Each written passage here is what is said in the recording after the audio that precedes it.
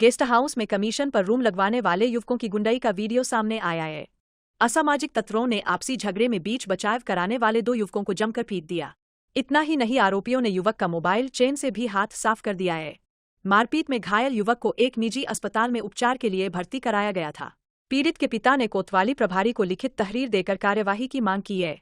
बताया जाता है कि बीती 17 अगस्त की रात धर्मरक्षा संघ के नगर अध्यक्ष बृजकिशोर पचौरी का पुत्र यतेंद्र अपने दोस्त से मिलने उसकी दुकान पर गया था। छठीकरा मार्ग स्थित नंदन वन के समीप जब यतेंद्र अपने दोस्त से बात कर रहा था, तभी सड़क किनारे कुछ युवक आपस में झगड़ते हुए एक धकेल वाले को पीटने लगे। इस पर यतेंद्र ने अपने दोस्त सचिन और विशाल के साथ उन्हें रोकने की कोशिश की।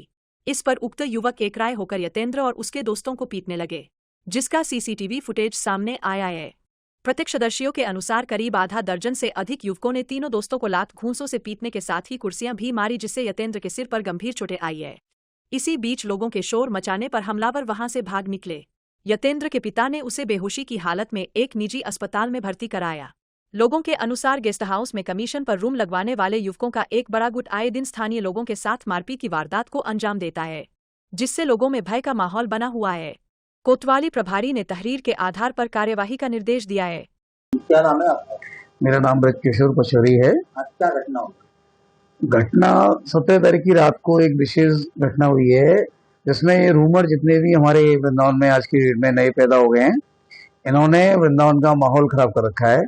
ये रात्रि में दारू पी के घूमते हैं, मोटरसाइकिल लेके 2-3 लड़के, और ये सब अनपढ़ लड़के हैं, कोई भी इनमें पढ़ा लिखा एजुकेटेड नहीं है।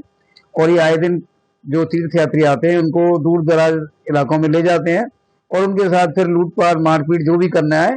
कुछ लोग, महिलाएं तो दर्द शर्म के मारे बता भी नहीं पाती हैं। लेकिन 17 तारीख को जो विशेष घटना हुई है, मैं उसके लिए आज कोतवाली गया था। मैंने ज्ञापन दिया है हमारे पांडे जी को, जो हमारे नए इंचार्ज आए हैं। उनको बताया कि बीती रात को मेरा बेटा और उसके मित्र के साथ में उसकी दुकान पर बैठे हुए थे। वही सामने कोई चाउमीन की एक ढकेल वाले से एक रूमर ने उसके बाइक टकरा गई, मोटरसाइकिल थी। उसने उससे कहा कि भाई मार डालेगा क्या, क्यों ऐसे चला रहा है, बिना नशे में क्यों चला रहा है। तो उसने कुछ कहा नहीं, उसमें 2-3 तमाचे तीनों उतर के मारने लग गए।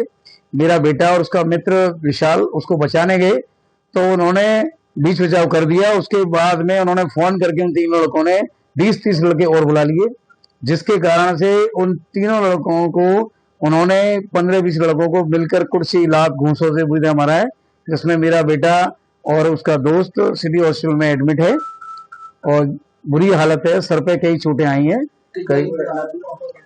ये करीब रात्रि के समय की घटना थी, जन्माष्टमी का दिन था। ये नंदन वन के बिल्कुल बराबर में ही गेट जो है, नंदन ब्रजवासी पीड़ा की जो प्रतिष्ठान है, वहीं की घटना है। आज आप कोतवाली आए, पुलिस आप क्या आश्वासन दिया? पुलिस ने आश्वासन दिया है, उनको बताया भी गया है कि ये लड़के चयनित किए गए कि ये इनमें से थे। 2 लड़कों के नाम भी बताए गए हैं, फोटो भी दिखाए गए हैं कि इनमें से पहचान हो रही है, सीसीटीवी फुटेज दिखाए गए हैं। पुलिस से उम्मीद है कि न्याय करेंगे, उनको पकड़ेंगे और उन पर कंट्रोल करेंगे, क्योंकि ये समस्या बहुत बढ़ती जा रही है।